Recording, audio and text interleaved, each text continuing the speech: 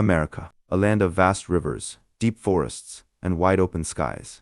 When I was born, it was not yet a nation. It was a collection of colonies, tied to a distant crown, and filled with uncertainty about its future. And yet, within this land, the seeds of liberty had already been planted. My name is George Washington. You may know me as a general, a president, or perhaps as a statue in marble. But before all those things, I was simply a boy of Virginia, a young man seeking purpose, a husband, a farmer, and at times a reluctant soldier. I did not imagine, as a child, that I would one day lead an army, much less a country.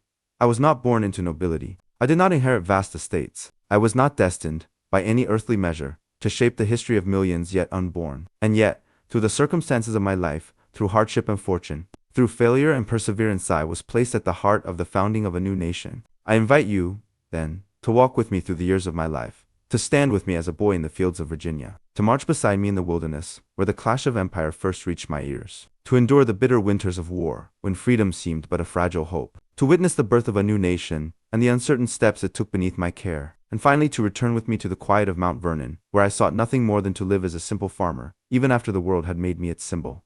This is not legend, this is my life, and it begins on a cold February day, in the year of our Lord, 1732. I was born on February 22, 1732, in Westmoreland County, Virginia. At that time, Virginia was the largest of the 13 British colonies, a land of plantations and small farms, of rivers that carried tobacco to the sea, and of people who worked the soil with both pride and hardship. My family was not poor, but neither were we of the highest rank. My father, Augustine Washington, was a planter of moderate means. He had served his colony and owned land, but he was not a great lord. My mother, Mary Ball Washington, was a woman of remarkable strength. She was not gentle in her ways indeed. She could be stern, unyielding, and demanding, but she instilled in me a discipline that would shape me for life. When I was but 11 years old, my father died. His passing left our family with responsibilities far greater than our means. My education was not what some might expect of a man who later bore the title of president. I never attended university. Circumstances did not allow it. Instead, I studied what I could, when I could, writing, and arithmetic. But I found a particular talent and passion in mathematics, and especially in geometry. I loved the precision of lines and angles, the certainty that truth could be drawn upon a page. It was this skill that would open my first path in life, surveying. Those were years of hardship, but also of discovery. I slept under the open sky, my bed no more than a blanket upon the ground. I endured storms and biting cold, and at times, hunger gnawed at me when provisions ran thin. Yet I also saw beauty beyond measure, the morning mist rising over the Blue Ridge Mountains, the endless forests that seemed to stretch to the horizon, the rivers that glimmered like silver under the sun. Surveying taught me more than mathematics. It taught me endurance, self-reliance, and above all, an understanding of this land. For as I measured acre by acre, I came to know that America was vast, rich, and full of promise. I came to love the soil beneath my boots and the fields I marked upon my maps. During these years, I also learned how men judged character. The planters and landowners I served did not know me for my family name. Indeed, it carried little weight. They judged me by my honesty, by my diligence, and by my willingness to labor faithfully. And I found that honesty, once earned, was worth more than gold. I recall once being sent to survey a particularly rugged tract of land. The owner had doubts about the fairness of previous surveys. For days I labored, through rain and tangled forests, marking every line with care. When I returned, wet and weary, he looked over my work and said simply, "This young man can be trusted." It was a small phrase, yet it filled me with pride, for trust is the foundation upon which all else must stand. My childhood and youth were not without simpler joys. I loved to ride indeed. From boyhood I became known as a skilled horseman. I remember, even as a youth, mastering a spirited horse that others thought impossible to tame. The thrill of the ride, the bond between man and animal, became for me both sport and necessity, for in those days travel meant hours in the saddle. I also enjoyed the company of my brothers and friends. We hunted together, fished in the rivers, and shared laughter in simpler times. Though my future would carry me far from those carefree days, I always cherished the memory of that Virginia youth. As I grew older, I sought more than just work and family duty. I sought honor. In the colonies, honor was often measured by land, by reputation, and by service. Though my family could not send me abroad to study, nor raise me into the highest circles of society, I was determined to prove myself through ability and character. And so, as a young man of Virginia, I stood at a crossroads. I had measured land and proven my reliability. I had felt the weight of family responsibility and the discipline of a stern mother. I had tasted the wilderness and learned to endure. But destiny had more in store for me than the quiet life of a surveyor. For soon, the clash of empires would reach even our colony, and I, eager for honor, would step onto the path of war. My early years as a surveyor taught me to endure hardship and to know the land, but they also awakened in me a longing that could not be satisfied by chain and compass alone. I sought honor. I sought recognition. And in those years, honor was most often won not in the fields of peace, but upon the field of war. The colonies, though far from Europe, were not free from its struggles. Two great powers, Britain and France, both claimed dominion over the heart of this continent. The Ohio Valley, rich in rivers and fertile soil, became the prize over which they quarreled.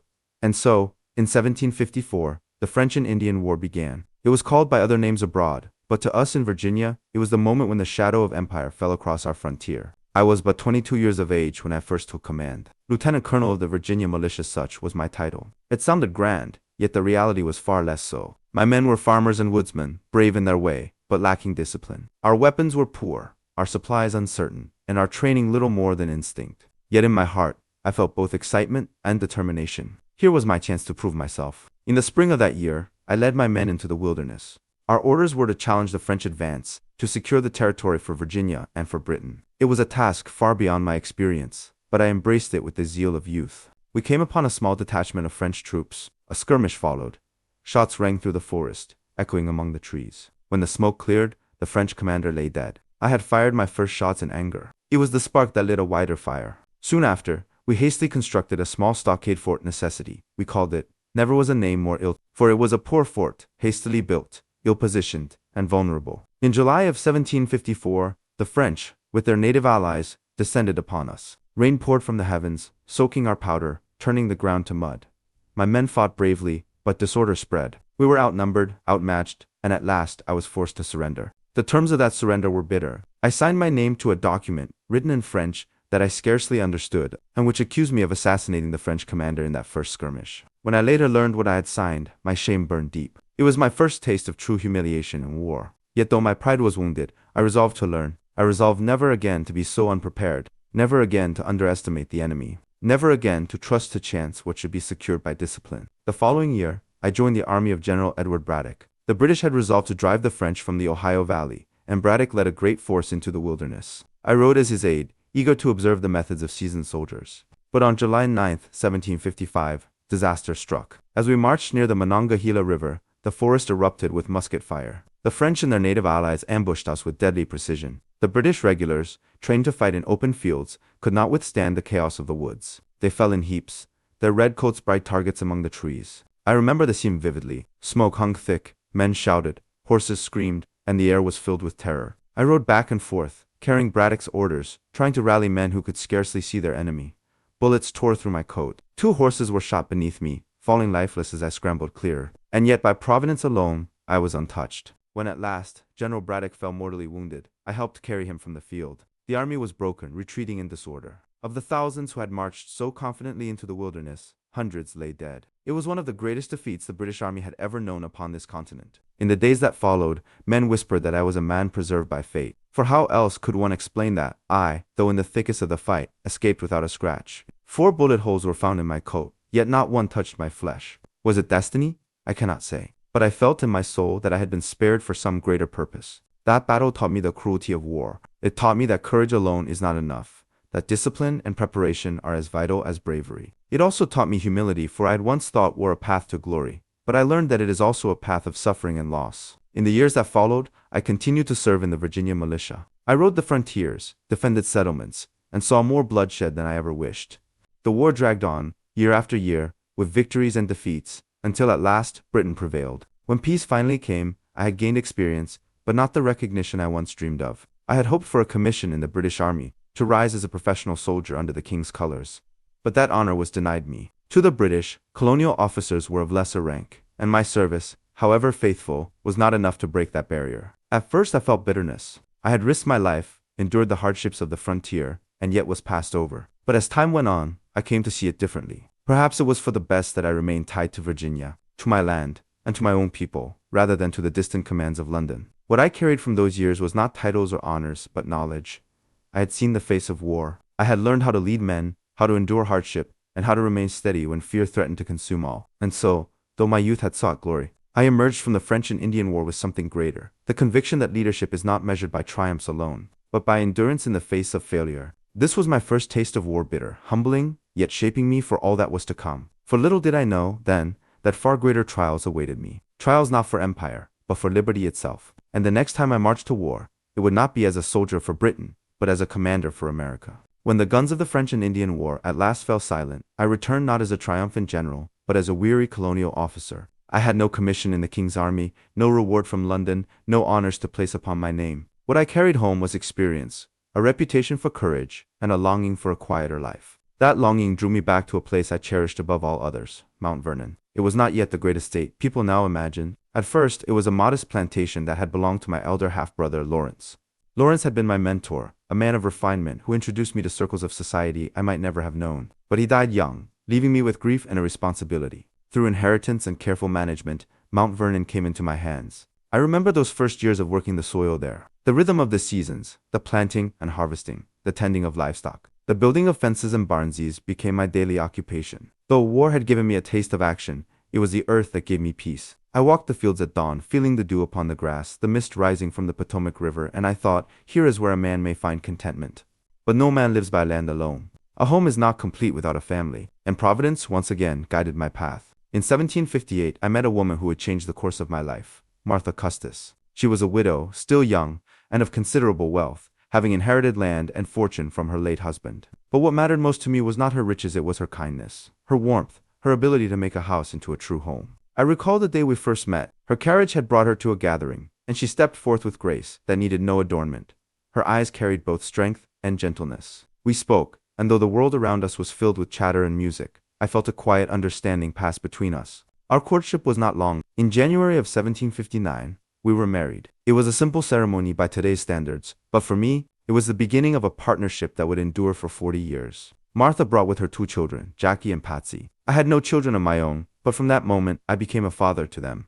In their laughter, I found joy. In their tears, I found the responsibilities of parenthood. Though I could never claim them as my blood, I loved them as my own. Together, Martha and I built a household at Mount Vernon that was filled with life. Friends and visitors came often, for Virginia society was bound together by ties of hospitality. The dining room echoed with conversation, the halls with music and footsteps. Martha was the heart of it. All her presence brought warmth that my stern nature alone could not provide. At Mount Vernon, I devoted myself to the science of agriculture. I studied new methods of planting, experimented with crops, and sought to improve the land. I shifted from tobacco to wheat, for tobacco exhausted the soil and left it barren. I built mills to grind grain, developed fisheries along the Potomac, and sought always to make the estate self-sustaining. There was satisfaction in this work. To see the fruits of labor rise from the ground, to walk among fields that had been barren and now flourished, these were triumphs no less real than victories on the battlefield. I often thought that, had fate allowed it, I would have been content to spend all my days as a farmer, tending my land and living in peace with family and neighbors. Yet even in those years of peace, I could not remain untouched by the wider world.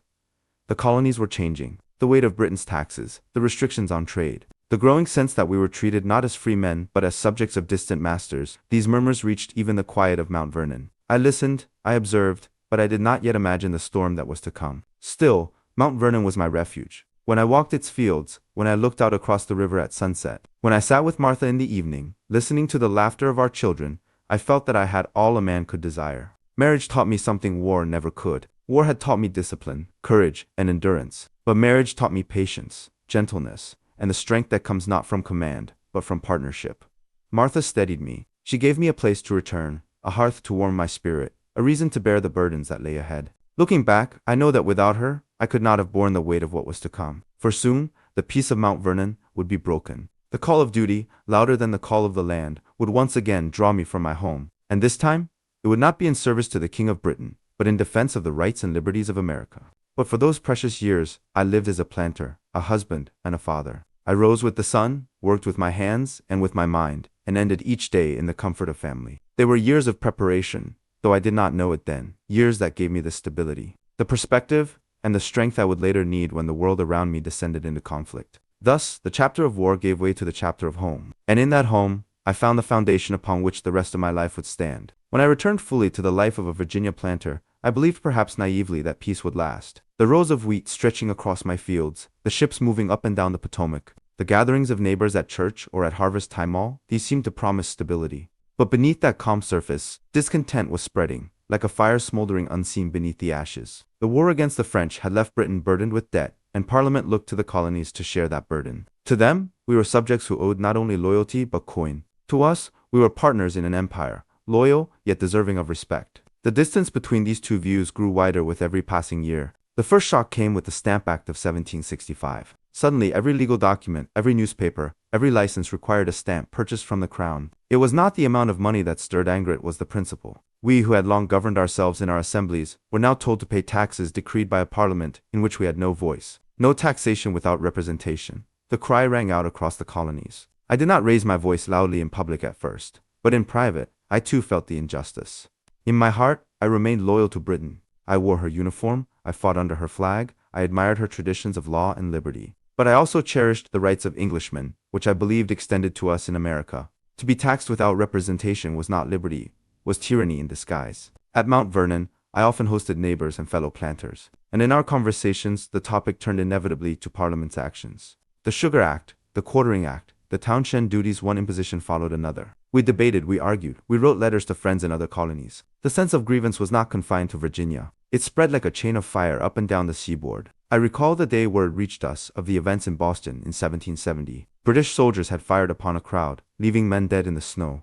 It was called a massacre. Whether accident or provocation, the blood of colonists spilled by redcoats hardened hearts. Even in distant Virginia, we felt the tremors. If it could happen in Boston, it could happen here. Still, I hoped for reconciliation. I was not a man eager for rebellion. My fields, my family, my life at Mount Vernon, these held me fast. But each year, Britain seemed determined to test our patience further. The Tea Act of 1773, designed to rescue the East India Company by granting it monopoly power, struck many as an insult. In Boston, patriots disguised themselves and cast the tea into the harbor. The response from Britain was swift and harsh. The coercive acts, which we called the Intolerable Acts, closed the port of Boston and stripped Massachusetts of self-government. What was done to Massachusetts today, we feared, might be done to Virginia tomorrow. In those years, I found myself drawn deeper into public life once more. I was elected to the Virginia House of Burgesses, where I stood shoulder to shoulder with men like Patrick Henry, Thomas Jefferson, and Richard Henry Lee. Patrick Henry's words still ring in my ears: "Give me liberty or give me death."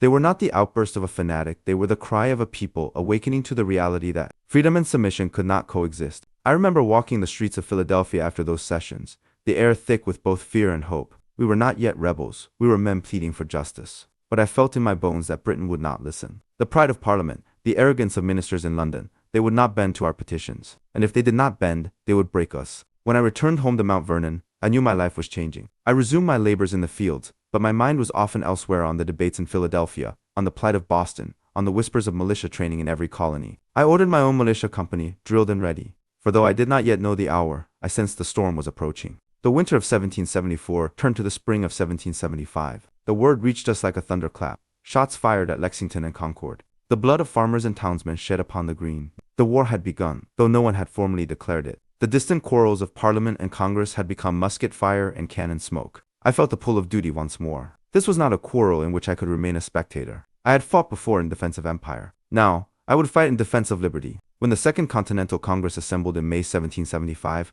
I returned to Philadelphia. I wore my uniform of a Virginia colonel, for I wished no man to doubt my readiness to serve. The debates were fierce. Some still clung to hope of reconciliation. Others already spoke the word independence. But amid the uncertainty, one truth became clear. We needed an army, and we needed a leader.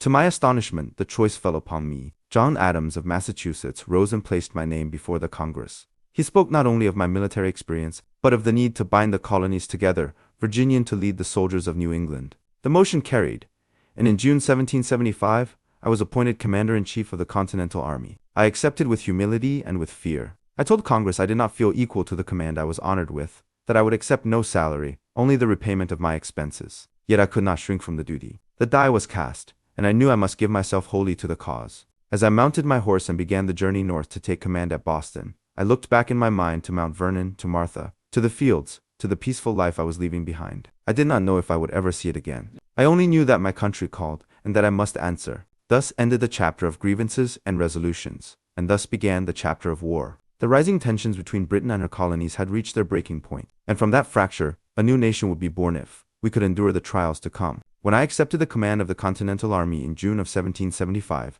I knew the task before me was immense. I had seen armies before, trained, equipped, disciplined. What I inherited at Cambridge, outside of Boston, was no such force.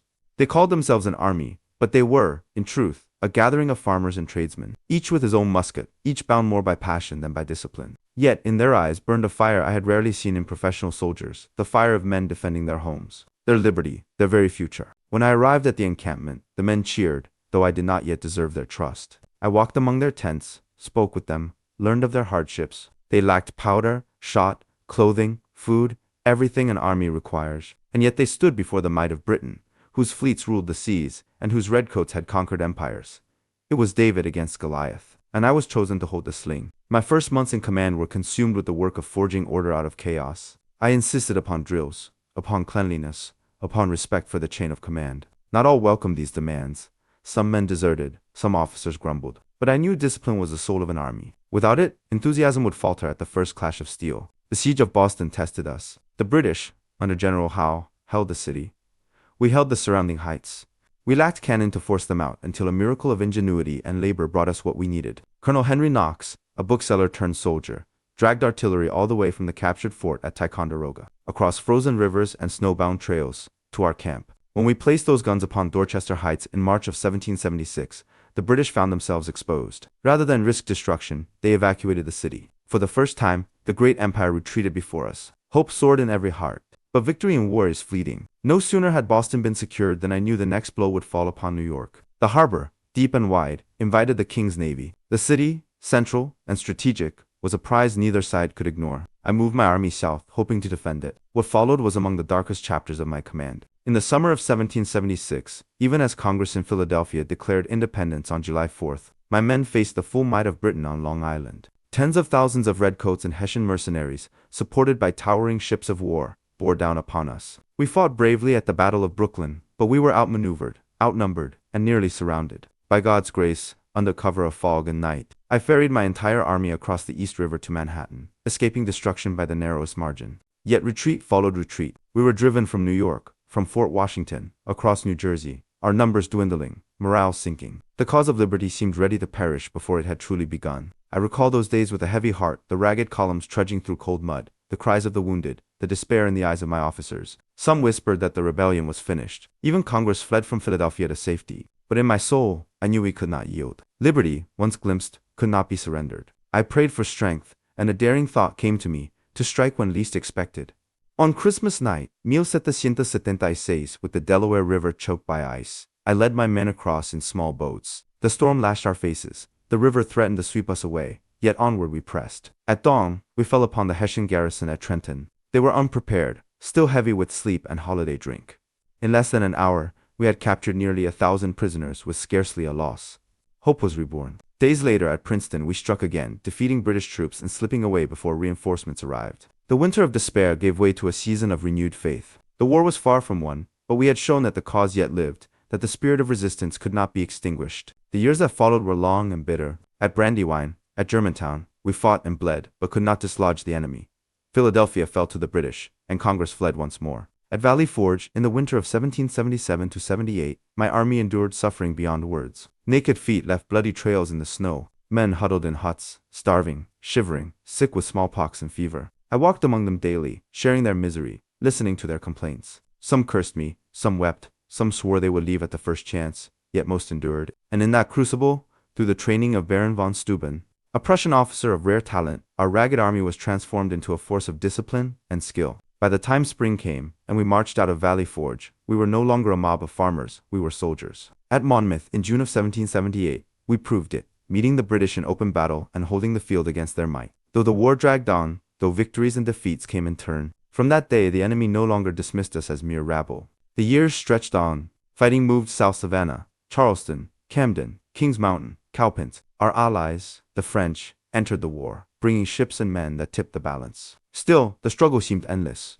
My hair grew gray with worry, my body weary with toil. Yet I would not abandon the field. At last, in 1781, fortune placed before us the chance to strike a decisive blow. General Cornwallis, commanding the British in the south, entrenched himself at Yorktown, Virginia. There, with the French fleet under Admiral de Grasse blocking escape by sea, and my army marching swiftly from the north alongside our French allies under General Rochambeau, we laid siege. For weeks, cannon thundered, trenches crept closer, redoubts fell. At last, Cornwallis, surrounded and without hope of relief, surrendered. The war, for all practical purposes, was won. When his soldiers marched out to lay down their arms, I stood in silence, watching. I did not exult, I did not gloat. For I knew the cost the blood shed at Bunker Hill, the frozen bodies at Valley Forge, the long years of sacrifice. Victory was sweet, but it was paid for dearly. Even then, peace was not certain. The war dragged on in distant posts, negotiations faltered, tempers flared. But in 1783, the Treaty of Paris was signed, and Britain at last recognized the independence of the United States of America. The dream that once seemed impossible had become reality. I resigned my commission that December. Standing before Congress in Annapolis, I told them I returned to private life, to seek the quiet of my farm. I asked nothing for myself. No crown, no reward, no power. I wished only to be a citizen once more. Tears filled the eyes of many in the chamber. They had feared I might seize authority, as conquerors so often do.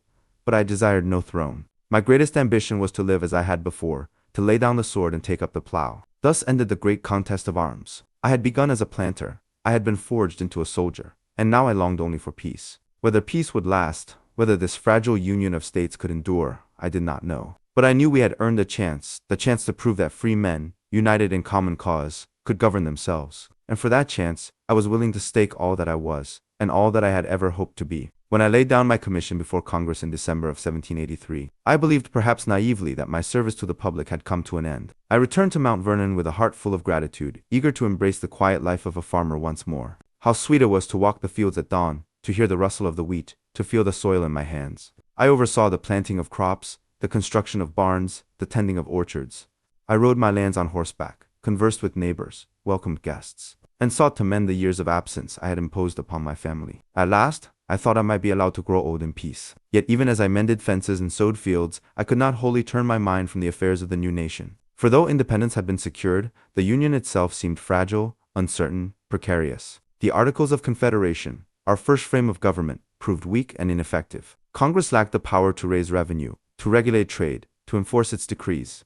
States quarreled with one another over boundaries and tariffs. Debt mounted, soldiers went unpaid, and discontent simmered. In Massachusetts, Shays' Rebellion revealed the peril of disorder, as angry farmers took up arms against their own government. I watched from afar, troubled, uneasy. Was this what we had fought for? Had we cast off the tyranny of Britain only to collapse into chaos of our own making? Letters poured into Mount Vernon, letters from fellow soldiers, from statesmen, from ordinary citizens, all asking my opinion, my guidance, my voice. I replied with caution, for I did not wish to be drawn once more into the public arena. But deep within, I knew the truth. The nation required something stronger. A government that could unite the states, secure the blessings of liberty, and command the respect of the world. In 1787, when the call went forth for a convention in Philadelphia to revise the Articles of Confederation, my name was put forward as a delegate from Virginia. I hesitated. I had tasted the burden of leadership, and I did not wish to shoulder it again. Yet my friends, men such as James Madison and Alexander Hamilton, insisted that without my presence, the gathering might falter. They argued that the people trusted me, that my reputation for integrity could give legitimacy to the enterprise. Reluctantly I agreed. Thus I journeyed to Philadelphia in May of 1787, entering once more into the service of my country. The delegates assembled in Independence Hall, the same chamber where the Declaration of Independence had been signed 11 years before. 55 men, representing 12 states, gathered with one purpose, to save the Republic. On the very first day, I was chosen unanimously as president of the convention. I accepted with solemn humility, aware that my presence was more symbolic than practical. I did not speak often in debate, preferring to listen as others argued. But I presided with firmness, ensuring order, discouraging rashness, urging compromise. The debates were fierce and often bitter. Some wished for a strong central government, others feared it would trample the rights of the states. Some demanded representation by population, others insisted upon equal votes for each state. Slavery, that dark shadow upon our land, cast its presence over every discussion, though few dared confront it directly. Day after day, week after week, the arguments raged. The debates were fierce and often bitter. Some wished for a strong central government, others feared it would trample the rights of the states. Some demanded representation by population, others insisted upon equal votes for each state. Slavery, that dark shadow upon our land, cast its presence over every discussion, though few dared confront it directly. Day after day, week after week, the arguments raged. At times it seemed the convention might dissolve in failure. But through patience, persuasion, and the spirit of compromise, a new framework began to take shape, a constitution that created 3 branches of government, balanced against one another. A Congress to make laws, an executive to enforce them,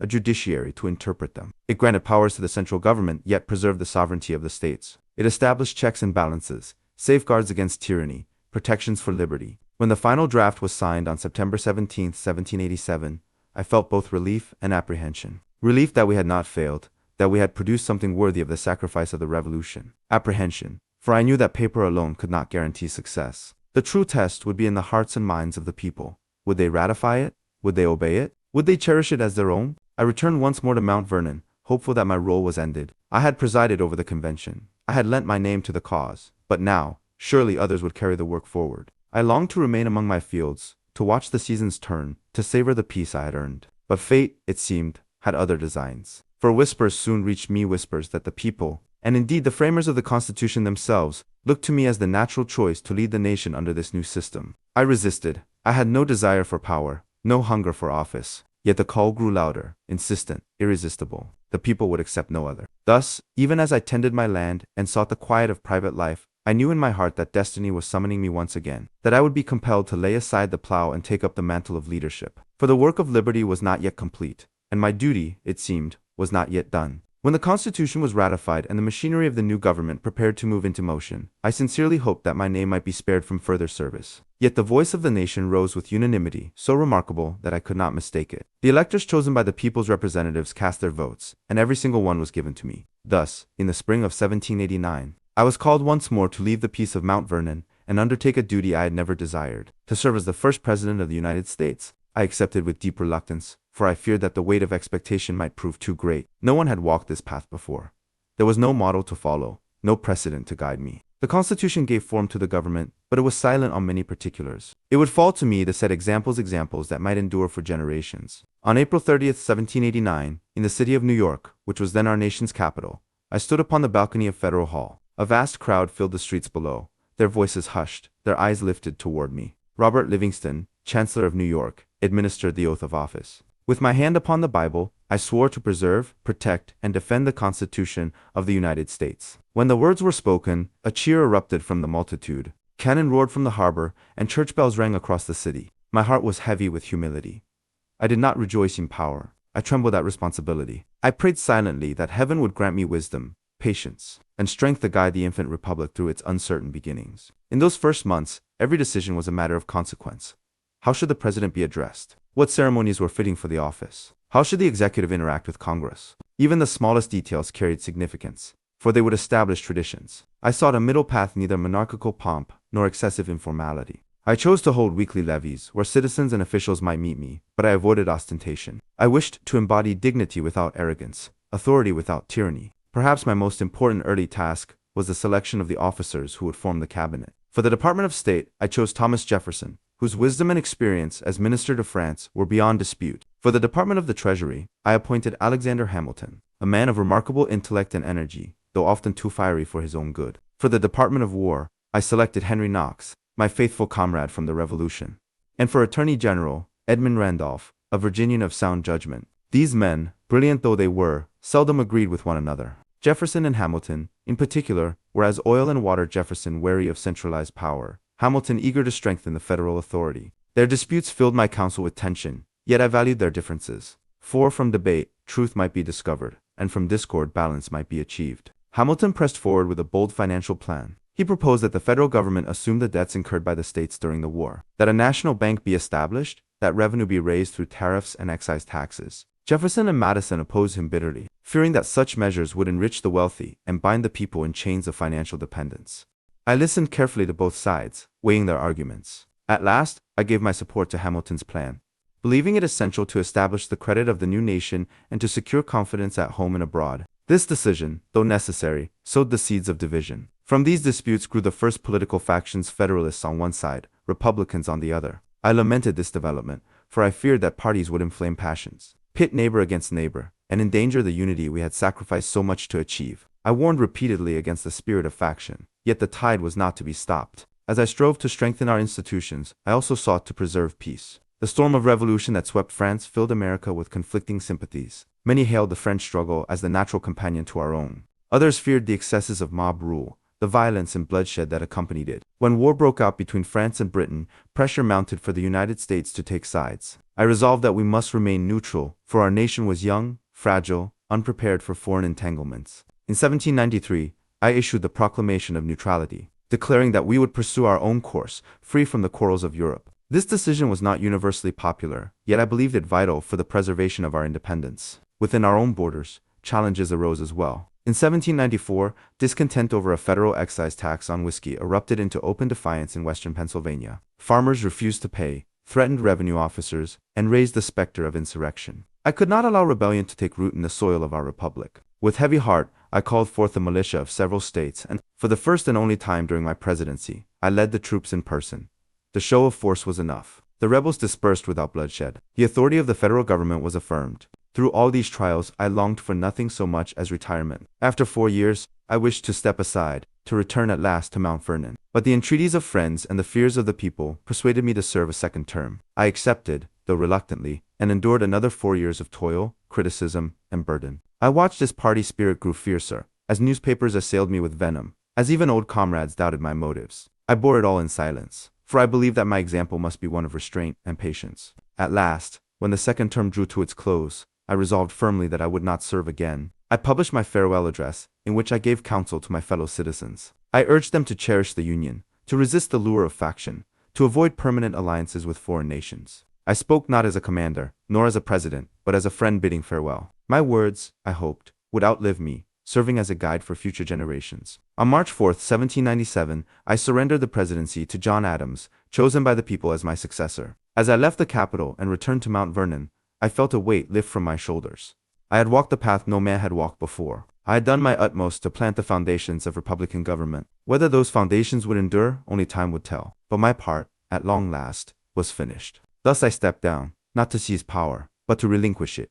And in so doing, I hoped to prove to the world that in America, the people not the ruler were sovereign, and that liberty, once won, could be preserved by virtue, restraint, and the consent of the governed. When I laid down the mantle of the presidency in 1797, I felt as though a great burden had at last been lifted. The years of command, the endless councils, the ceaseless storms of politics all were behind me. I returned with relief to Mount Vernon, to the fields and forests that had ever been my truest home. How sweet it was to walk once more among the orchards, to ride across the pastures, to see the familiar Potomac glistening in the sun. I devoted myself to the management of the estate, to the improvement of agriculture, to the company of my dear Martha and the circle of family and friends. I rose early, as always, and found contentment in labor, both simple and steady. The cares of government were no longer mine. My days were filled instead with the rhythm of the seasons. Yet even in retirement, the nation was never far from my thoughts. Letters arrived daily, bringing tidings of disputes in Congress, of foreign dangers, of the widening rift between the political factions. I answered as best I could, though I longed to be left in peace. I knew that the destiny of the Republic lay not with me, but with those who would come after. Still, duty called once more, in 1798. Tensions with France had risen to the point of near war, and President Adams, fearing conflict, appointed me commander-in-chief of the Provisional Army. Though my years were advanced, I accepted, believing that if the country needed me, I must not refuse. Fortunately, the crisis abated before troops were engaged, and I was spared the pain of returning to battle. Thus my final service to the Republic was one of readiness, not of arms. As the century drew toward its close, I often reflected upon the astonishing journey of my life. I had seen the colonies grow from scattered provinces to a united nation. I had watched the people rise from subjection to independence. I had lived to see a constitution framed and a government established. I asked for no higher blessing than this, that liberty might endure, and that my countrymen might guard it with wisdom and virtue. In December of 1799, I rose one morning to survey the farm, though the air was raw and the snow falling thick. Upon my return, I felt a chill seize me. By evening, my throat was sore, my breathing labored. The physicians attended me with their arts, but the illness deepened swiftly. I perceived that my hour was come. I asked only that all should be done decently, and with as little pain as heaven would permit. On the night of December 14th, surrounded by Martha and a few faithful attendants, I composed myself for the last sleep. My final words were simple: "It is well." And so I departed this life, aged 67 years. In the days that followed, tidings of my death spread swiftly across the land. The nation mourned as one family. Cities tolled their bells, soldiers wept in ranks, citizens gathered in churches to offer prayers. In foreign lands, 2 tributes were paid. For though I had never sought glory, the world seemed to recognize in me the symbol of a cause greater than any man, the cause of liberty. I cannot say how posterity will judge me. I was but a man, with faults and limitations like any other. I erred at times, I faltered, I doubted.